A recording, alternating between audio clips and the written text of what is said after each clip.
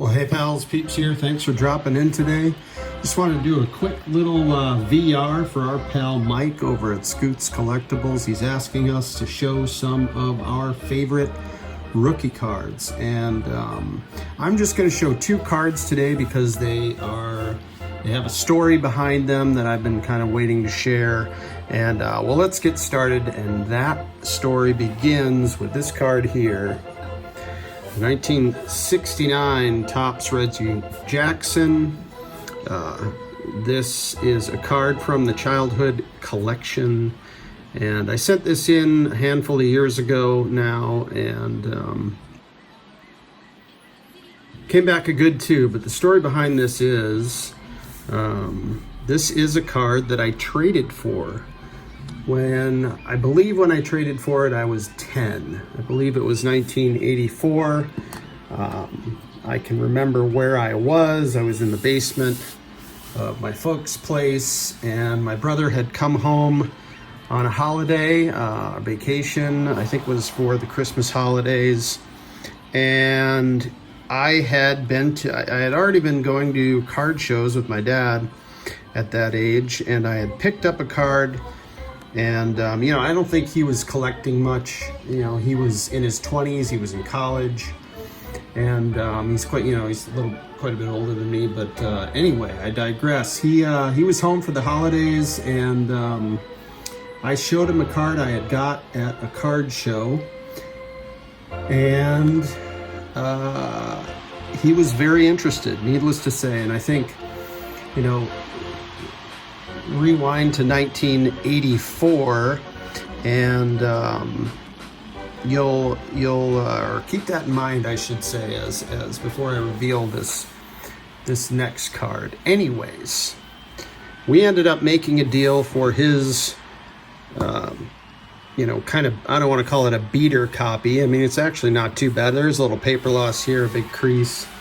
But at age 10, I was already aware of Reggie Jackson's legacy. He was still playing at that point. My brother wore number 44. His favorite player was Reggie Jackson. And yeah, Reggie Jackson, what can you say, right? He was huge. And that card was huge. And that card was huge in the hobby. Still is, I suppose. But he had two copies, and again, I had picked up a copy of a card at a card show that I was really psyched about. But he offered me this one in trade, and I reluctantly said yes. And that was for my copy of the 1983 Topps traded Darryl Strawberry rookie card. Now, in retrospect, while that was difficult, fast forward 40 years, and I'm quite pleased with that trade. However, it's always stuck with me, that trade. It was my first big trade, and in fact, maybe I'll call this video my first big trade. Anyway, so, like I said, it's always stuck with me, and a couple of months ago, I started poking around and ended up with this one. This PSA graded copy of the 1983 Topps traded number 108T Darryl Strawberry, the rookie card. Now, I noticed this is in the brand new PSA holder. They are a little more dense. I don't know if you've experienced these yet, but they're a little more dense, a little heavier. I don't want to call it a gasket, but the bumpers inside, at least on this one, are pretty tight, and they're causing a shadow.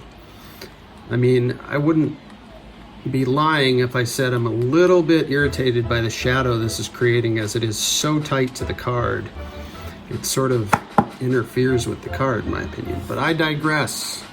The point is, I landed the copy of the 83 Strawberry, and I brought this full circle. So now I have this card back, and although it's not the original copy, of course, it will definitely do. So because of that story, these are two of my favorite rookie cards. And check out Mike over at Scoots Collectibles. Great channel. I'll put a link below. And I hope you enjoyed, and we'll see you next time. Take care, everybody.